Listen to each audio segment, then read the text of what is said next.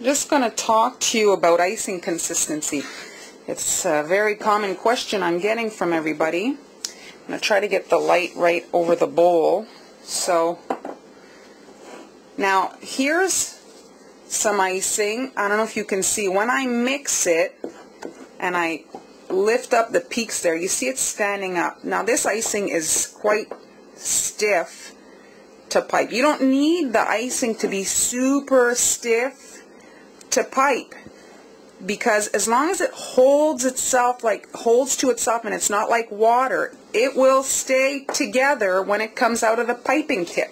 Obviously the runnier it is, the more it will spread like on each side, but it'll still stay together. So to facilitate getting it out of a small piping tip, you need to make it a little bit runnier. And so you just add water or juice, whatever, to get it to the consistency that you want it to be. The fatter your tip, the thicker it needs to be. Okay, so if you have a very small tip and you have to squeeze out really thick icing, you're going to be in some pain. It's not going to be long that you're going to give up. So now see, it's probably fine here to pipe out of, let's say, a 1.5. And I even use this sometimes when I'm piping the stuff that's got, that's bumped, like elevated, a bumped up icing, on a cookie.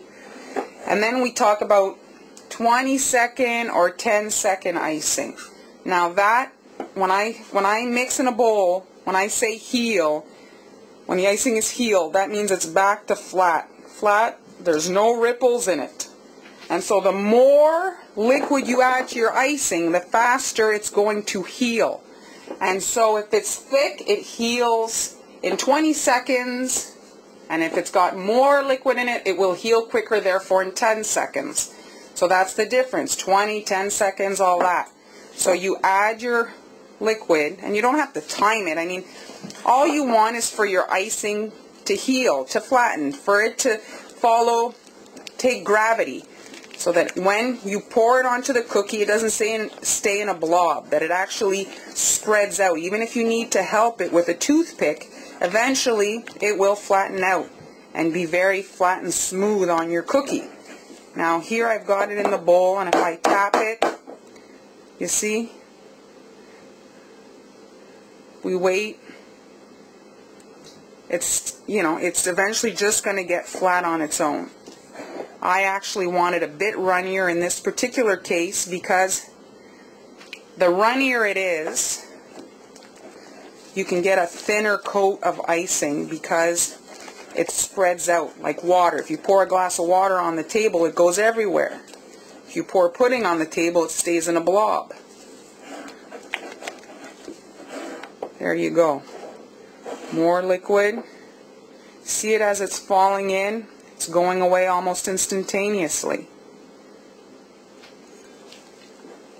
If you add too much water to your icing, what happens then is it loses its, its texture. It just becomes like varnish. When you put it on your cookie, you won't have any bump. It'll just coat the cookie. It'll really look like a glazed donut. It won't, have any body or volume on the cookie. And so it'll show, if your cookie is not a flat cookie and has kind of imperfections, air bubbles, whatever, well, the icing will not be able to hide all that on your cookie. It will just shellac it, varnish it, like I say, like a donut. So there we go. I'd say this icing is good to flood these cookies. I might even make it a little bit runnier because of the bigger cookies here that I want to just have it fall off the edge.